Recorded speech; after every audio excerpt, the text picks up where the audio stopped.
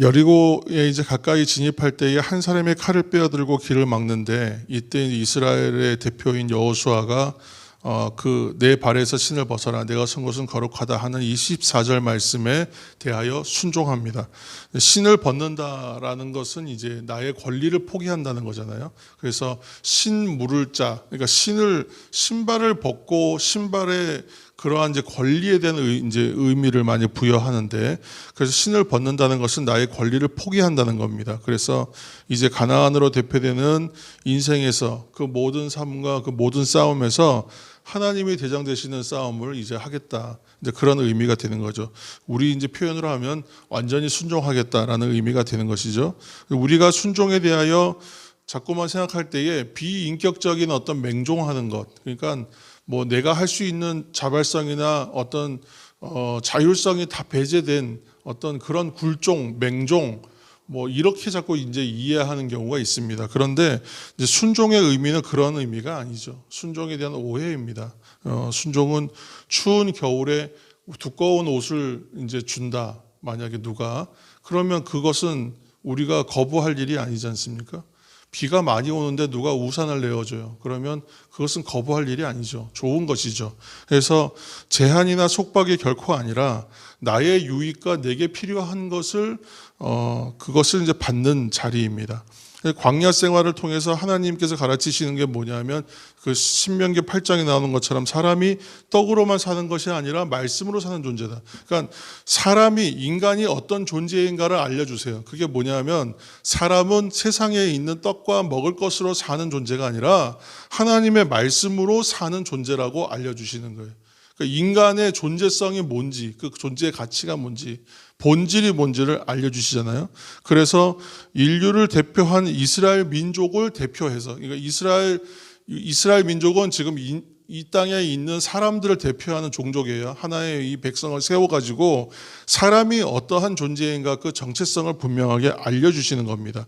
그러니까 순종이 중요한 것은 예수님께서 이 땅에 오실 때 사람의 몸으로 입고 오시기 때문에 그 인성과 신성을 다 갖고 계시지만, 필요한 것들, 이 땅에서 필요한 것은 다른 사람들을 위하여 뭔가 베푸실 때는 능력을 발휘하시지만 자신을 위해서는 능력을 쓰지 않으셨거든요.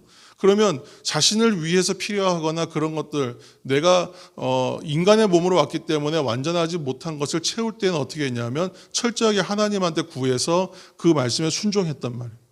어디까지 순종하냐 하면 십자가의 죽음을 받아들이는 것까지, 그것까지 감내하는 자리까지, 고통받고 죽임당하는 자리까지, 그 자리까지 순종하시잖아요. 그렇죠? 그래서 그 순종함을 통하여 완전해집니다. 그것으로 통하여 온전하여진다라고 얘기합니다. 그래서 지금 시간이 좀 쫓기지만 히브리서 5장, 제가 지금 히브리서 계속 읽고 있는데 히브리서 5장을 한번 보시겠습니다. 히브리서 5장 한번 찾으셔서 히브리서 5장 7절에서 10절 말씀, 오늘 중요한 본문을 함께 읽겠습니다. 히브리서 356면입니다. 신약성경 356쪽에 있는 히브리서 5장 7절부터 10절까지의 말씀 찾으셨습니까? 우리가 함께 읽겠습니다. 5장 7절부터 10절까지의 말씀, 신약성경 356면 7절입니다. 그는 육체에 계실 때에 자기를 죽음에서 능히 구원하실 이에게 심한 통곡과 눈물로 간구와 소원을 올렸고 그의 경건하심으로 말미암아 들으심을 얻었느니라.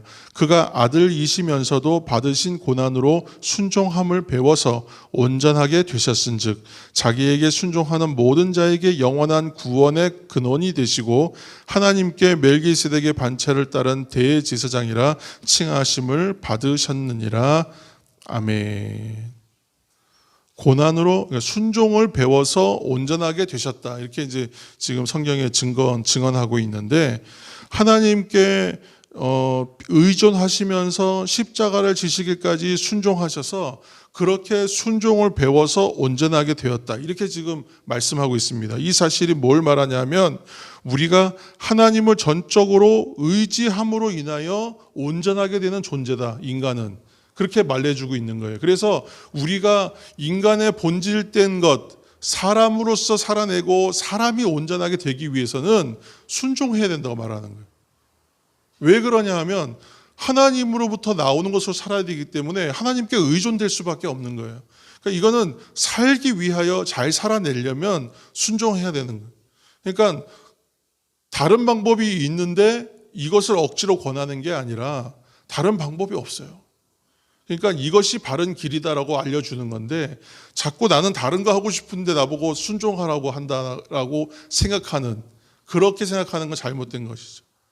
그러니까 지금 아이가 우리 지금 저희가 이제 7살인데 얘가 지금 엄마 아빠한테 의존하지 않으면 살 수가 없어요. 자기 스스로 살아낼 방법이 없거든요. 그런데 자기가 하고 싶은 거 하겠다고 얘기해요. 그때는 어떻게 해요? 순종해야 사는 거 아니겠어요? 똑같습니다. 그러니까 이것이 어려운 순종의 의미가 그런 의미예요. 그런데 순종에 대해서 오해하고 있다는 겁니다. 제가 이제 목양실에 이렇게 있다 보면 길가에 소음들이 이제 막 들릴 때가 있는데 간혹 이제 여기 특히 오토바이나 차에서 음악을 크게 틀어놓은 사람들이 있어요. 얼마나 크게 틀어놓고 신호대기를 하는지 아주 거슬립니다. 근데 그 자동차에서 또는 그 오토바이에서 나는 음악 소리 또는 막 소음기를 이렇게 좀 불법으로 이렇게 개조해가지고 큰 소리 나게 하는 것, 그 사람은 그거 왜 그렇게 하겠습니까? 자기가 멋있다고 생각하는 거예요. 규정에 어긋나는 거잖아요. 사실은 에티켓이 아니잖아요. 그런데 멋있다고 생각해요. 사실은 그리고 나서 신호를 정확히 지키는 사람 좀 우습게 보고 규칙대로 하고 차선을 지키고 정직한 사람들 보면 시시하게 보는 것이 그게 멋있는 거라고 생각하는 거예요. 근데 그게 멋있는 겁니까? 그거 잘못된 거잖아요. 생각이 없는 사람인 거예요. 자기가 멋있다고 생각하는 그 시간은 또 금방 지나가겠죠. 본성대로 마음 내키는 대로 반항하는 것, 거스르는 것, 그게 멋있는 거고 그게 잘 사는 것이라고 여기게 하는 그것이 바로 세상의 부추김입니다. 이게 죄입니다. 그래서 죄는 그렇게 하나님께 순종하는 마음을 자꾸만 거절하게 만들어요. 그래서 이 죄로부터 벗어나 하나님께 순종하는 자리로 나아가는 것이 사람됨을 온전하게 회복하는 본질적 가치라는 것을 이 새벽 기억하시는 저와 여러분 되시기를 예수님의 이름으로 축원합니다. 우리는 그렇게 예수님을 본받는 인생이고 닮은 삶을 살아가는 존재입니다. 죄와 세상은 우리에게 줄 것이 아무것도 없습니다. 우리 주 안에서 주님으로부터 우리는 받는 거예요. 그 안에서 받는 가장 중요한 가치는 첫 번째가 뭐겠습니까? 생명이죠. 세상에서는 생명이 없어요. 생명을 줄 수가 없어요. 오직 주님으로부터만 영원한 진리에 대한 생명, 참된 본질적 의미가 그 안에 다 있습니다. 자녀가 부모한테 앞에서 잘하는 것, 그것은 다른 것이 아니죠. 자녀로서의 역할과 자녀의 도리를 다 할 때 그것이 잘하는 거예요. 그래서 순종과 믿음을 우리의 신앙의 가치로 바로 세우는 것이 매우 중요합니다. 이것이 바로 하나님을 의지하는 것이요 순종하는 이유이기 때문에 그렇습니다. 오늘 이 말씀만 하고 이제 또 마무리해야 될 것 같습니다. 사람으로서는 할 수가 없습니다. 모든 것이 결국은 하나님이 하시는 것입니다. 이 진리를 우리가 거스를 수가 없습니다. 내가 거부한다고 하여 그 진리가 바뀌지도 않습니다. 그렇게 정해져 있습니다. 이미 만들어져 있습니다. 그 뜻을 우리가 잘 깨닫고 나면 이것이 나에게 생명되는 것이고 은혜이고 사랑이고 감사한 일이구나라는 걸 우리가 깨닫게 됩니다. 그 안에서 우리는 매우 자유로운 인생이 될 수 있기 때문에 그렇습니다. 그 안에서 만족감과 축족감과 자유함을 경험하시는 우리 모두가 되시기를 이 새벽 예수님의 이름으로 축복합니다.